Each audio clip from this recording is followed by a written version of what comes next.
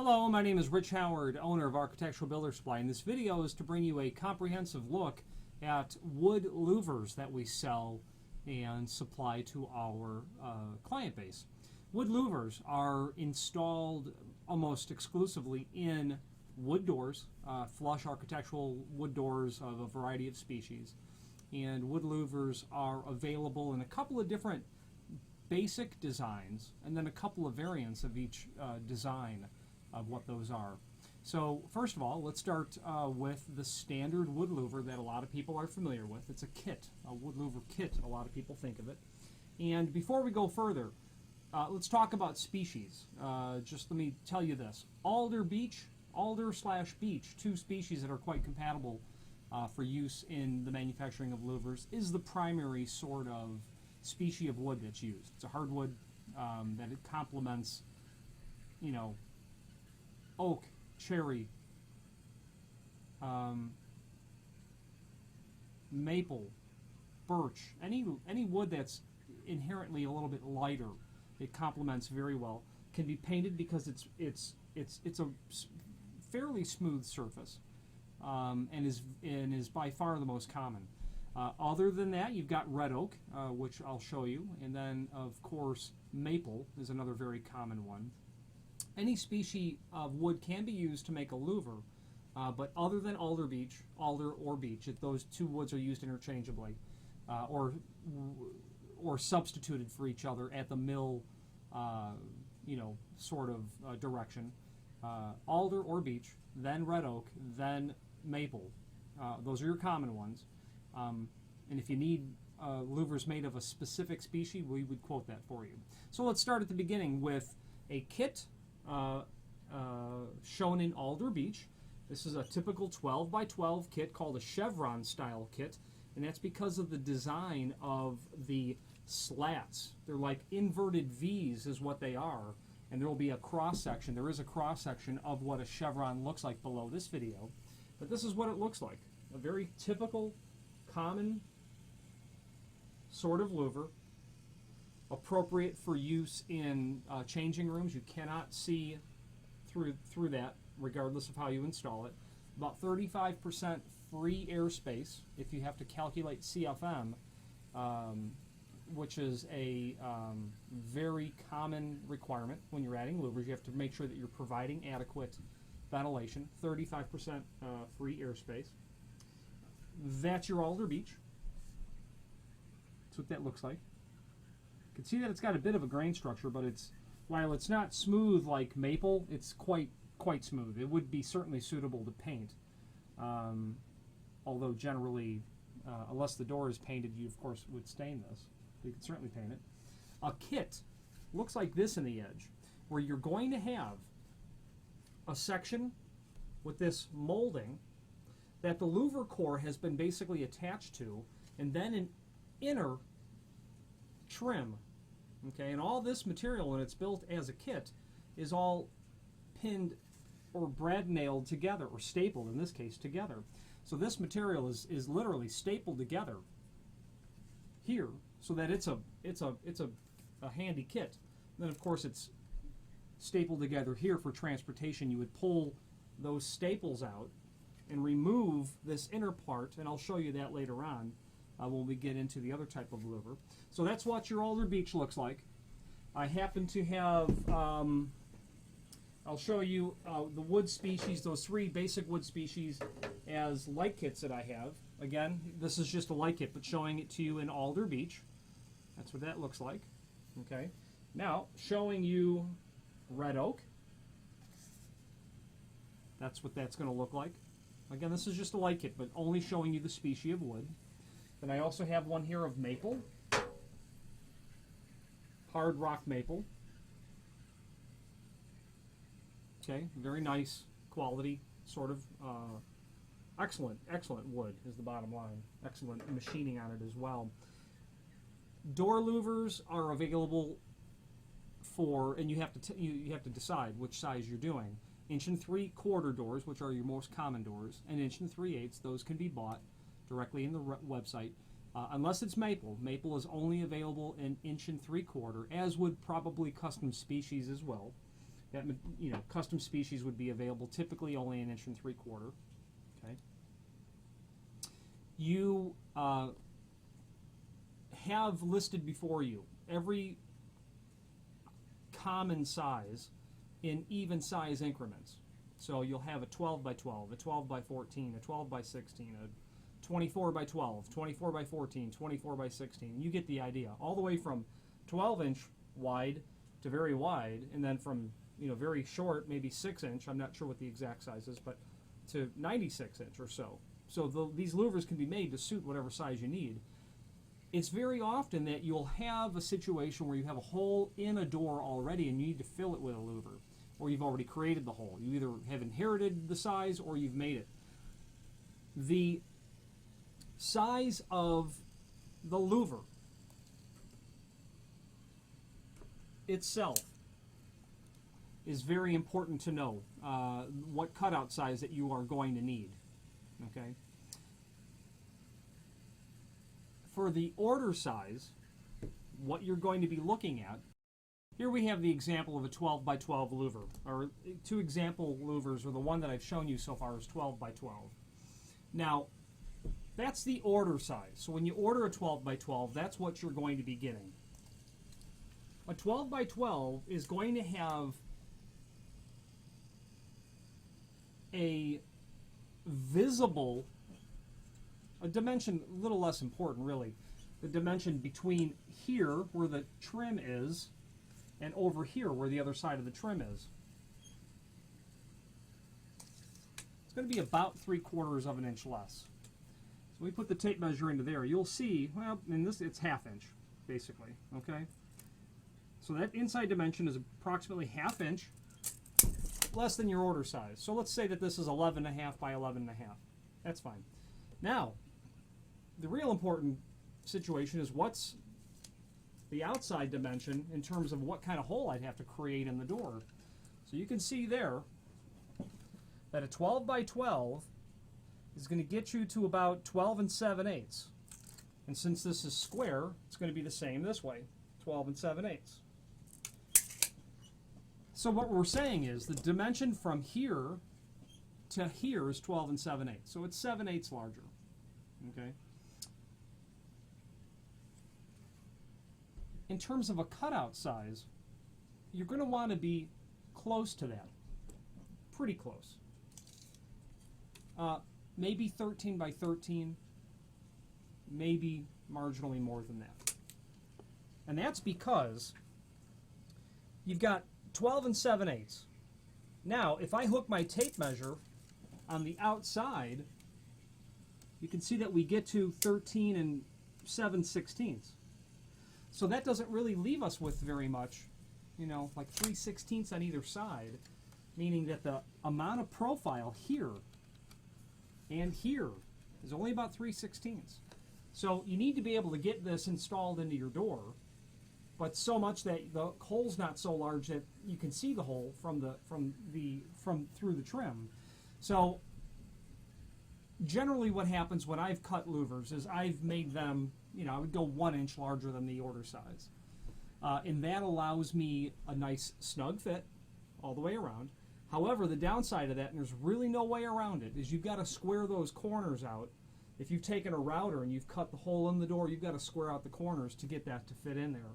If you were trying to do this without squaring the corners, this is going to probably fall through.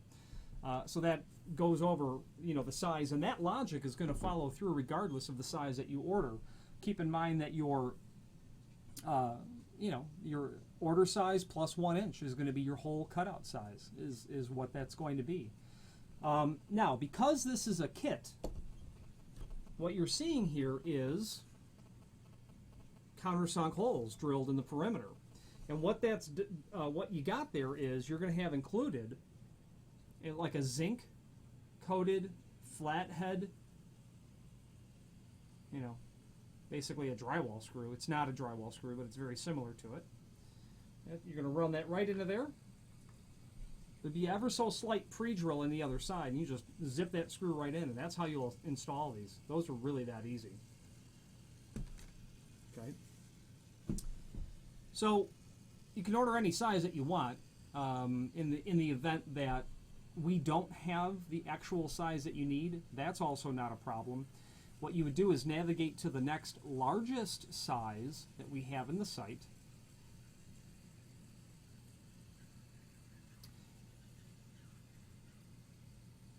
And you're going to, there's an upcharge if you go to a fractional size. So if you needed to have 12¼ by 12¼ there's an approximate 30% upcharge for making that custom size.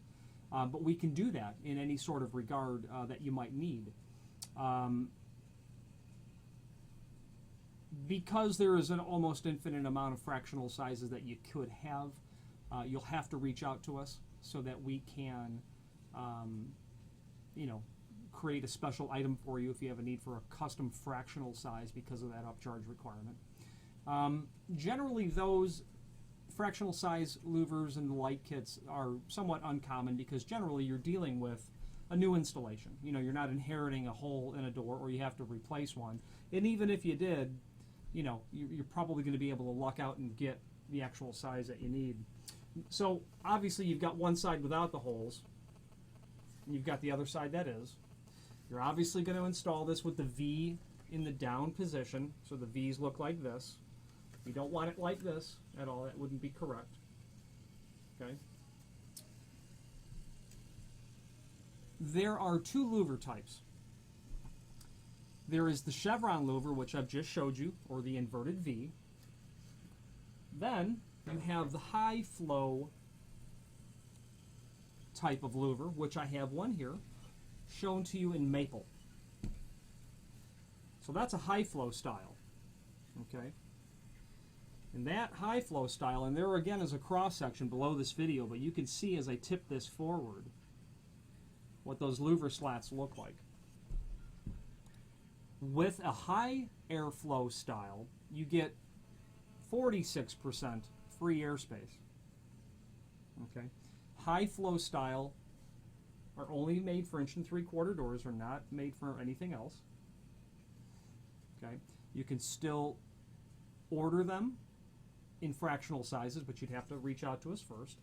Being a kit, it's still the same sort of installation that you have with the Chevron type, with the pre-drilled and countersunk holes, and you're going to get ample screws. So, for this you're going to get 8 screws. They generally send a little bit more, but you'll get as many as you need. Now, moving on to the next finishing off with the high flow, you're going to want to be real careful in terms of how you install this one. If you were installing high flow rate into a fitting room, you're going to want to be cognizant of how you're installing that. You're not going to want to install it so that you can, bend down and look up. You're going to want to install it, such that that's not, going to be an issue. I should say the louver slats need to be pointed down is the bottom line. Now, because visibility can be achieved with a high airflow, it would be very uncommon to use it in a fitting room application. But you're going to see these on doors, that require a significant amount of airflow. You might have a converted space within an office that they have computer servers. Keep in mind, wood louvers, they're not fire rated. You would never install these on a fire rated door because they're not fire rated compliant. I'm going to pause this video for just a moment so that I can prepare with showing you the next type of louver. Okay, so now continuing with the process of showing you louvers, the next type of louver, and it's not really a different type, but it's just a different variant of your standard louver. You can get kits either in a Chevron style or in a high airflow style, or you can get the core only in either a Chevron style or a high airflow style. So what I've done is I've removed the cores from those louver kits that I showed you previously. This is what the core looks like. Now you might say to yourself, well, why in the world would I need that? Well, or you might not be. Core only is very common and very popular as well, because in instances where you have louvers installed, the architect, designer, owner, whomever may not want that kit. And this is the outside frame of that high airflow. That's what the molding profile looks like. Then here is the inside kit, the side with the screws. And these two just go together. And in between there is where you're going to have your louver core. So someone might order a louver core because they want to use a specific molding or stop to hold the louver core in the door. Very common, very, very common to do something like that, because you could have panels. You might be creating a panel look in the door above, and you want to have the trim, quarter round, whatever, applied molding, raised molding, however you want that to be, to match everything else. So in that instance, you would order the core only. Now this is the Chevron style or inverted V, and I'm going to show you the high airflow core only, which is right here. That's your high airflow core only. You can see how they make that. It's just a strap of wood on either side, and the Chevron is the same way. It's all stapled in. The individual slats are stapled in. Now I'm going to pause this video and I'm going to pull out a slat from each of them to show you what the profile of the slat looks like. So, wood louvers, the slats only. Here's what your inverted V or Chevron style looks like in a profile. Okay? And that would be oriented in this direction when you're installing it. And of course those nest together as I showed you earlier in the core. Then here is simply your high flow style. Right like that. It's the same sort of principle. And those markings there are just the staples that hold those slats in. So very typical sort of material. It'd be very unusual for anyone to buy the slats only, although I have had people do it because they've needed to apply louver slats into special projects that they were doing, augmenting something or making some sort of design in a door. Very infrequent, but we can sell you just the slats. Reach out to us should you want to source slats only.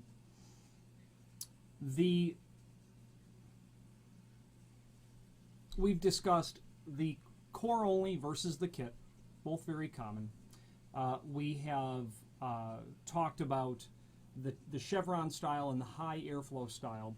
We've talked about the sizing of them, what the outside dimension is. We've talked about what the door cutout size is, and how to go about, attaching them. But let's talk about installation. When you're doing a louver, quite frankly, a router is really the preferred tool, whether it be a hand router or it be something much more sophisticated like a CNC router. Routers are great because they give you excellent results. Now, if you have a series of doors to do, and I've had people use circular saws to do these, and jigsaws. I'm not a fan of any of those methods because they're just not the right tool. It's like changing a spark plug with a toothbrush. You can do it, it's just not the right tool.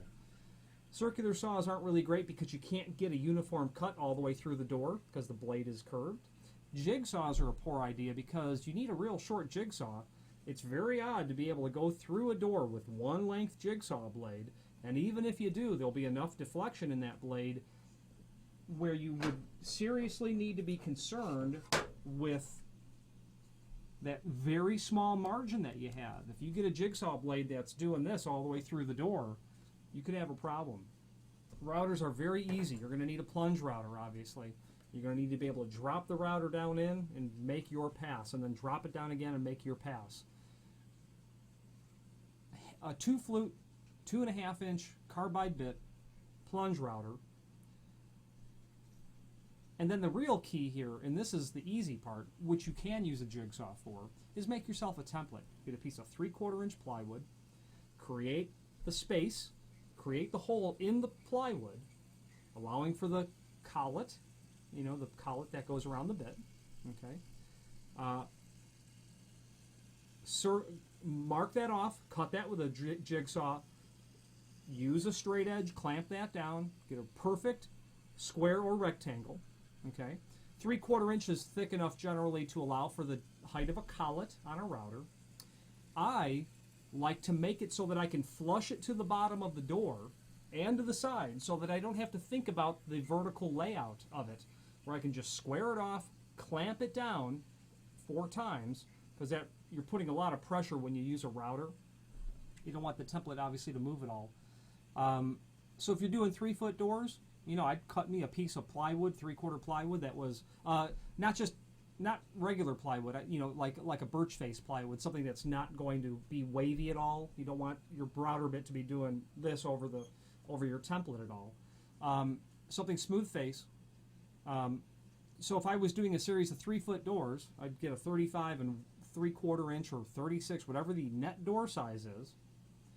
I would get it flush to the bottom, and I would mark up from the bottom of that template where the louver needed to fall from the top of the door to the center line, or however that was going to be, and just simply square it on there and be very, very careful. If it's going to be centered in the door, and it almost always is, to get that right in the center, and always be very, very careful to mark what is the top of your template and what is the bottom of your template. Unless you're going to make it completely symmetrical where it doesn't matter, mark it.